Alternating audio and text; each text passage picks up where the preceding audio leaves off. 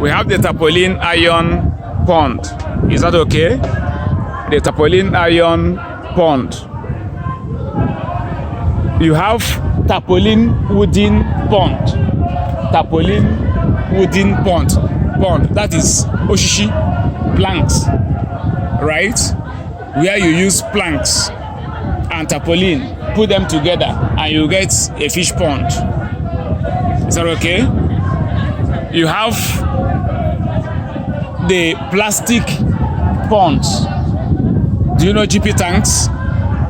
The company that manufacture those kind of plastics also manufacture some plastic fish ponds. Is that okay? Plastic fish pond. So they have different diameters and sizes and prices. So your own is to choose the one you want to buy. Then there is the fiberglass. Following that plastic pond is a kind of quality fish pond called fiberglass. They are bigger. They are more rugged. They are more durable. They last long. Fiberglass ponds. Then you have the concrete ponds. You have the concrete ponds.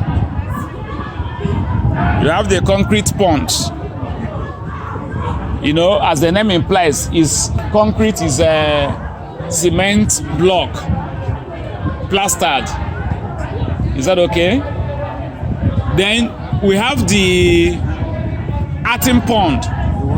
The earthen pond, the one dug out. It's called dugout pond. You dig a place that is good. Not every soil will carry the dugout pond.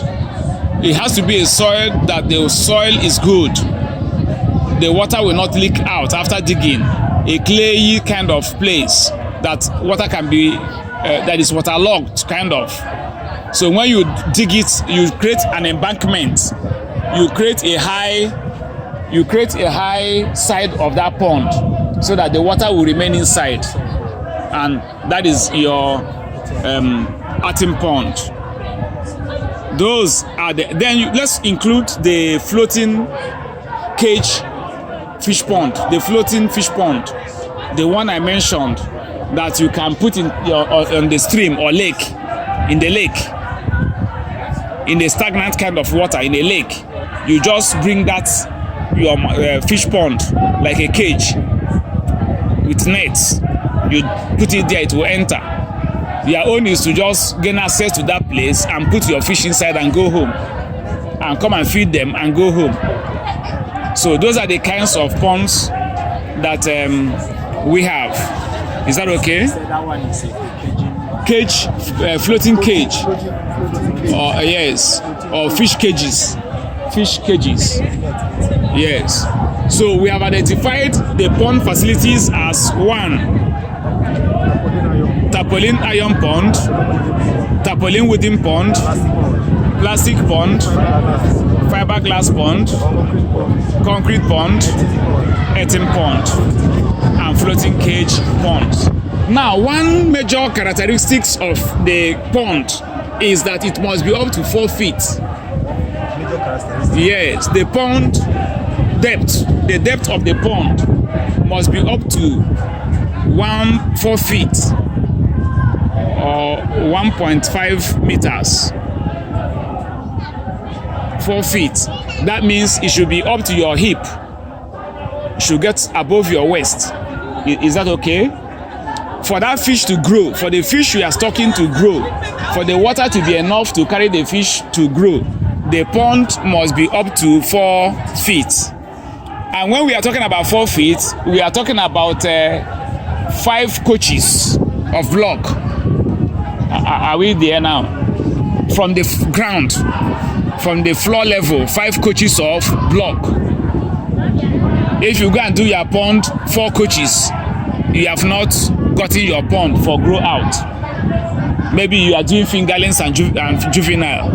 But if you want to do table size, big fish, that your coaches must be 1, 2, 3, 4, 5. If possible, 6. But remember, somebody will have to enter inside unless you want to put a step for yourself. Otherwise, 5 coaches or 6 coaches of block will give you an ideal height for catfish concrete pond. Then let us also know that a 14 by 14, a 12 by 12 fish pond is ideal for 1,000 pieces or 1,000 kg of fish. Yes, 12 by 12 feet. 12 by 12 feet is ideal for 1,000 pieces of fish that will give you 1 kg each.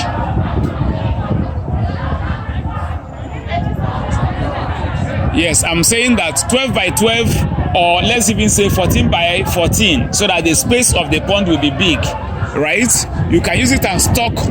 You can use it and stock 1,000 pieces of fish that you want to get 1 kg average weight from each of them, and that will give you 1,000 kg of weight. Is that okay? Your target is to have 1 fish to give you 1 kg. Therefore, if you have 1,000 pieces inside, you will get 1,000 kg of fish in that 12 by 12 or 14 by 14. So when you are planning your fish pond, you plan for 12 by 12, 14 by 14, as the case may be. Is that okay? So let us recap again. We have talked about the water types. We have mentioned well water. We have mentioned borehole water. We have mentioned tap water. We have mentioned running water, stream water. We have mentioned river. We have also mentioned another one, the lakes, or any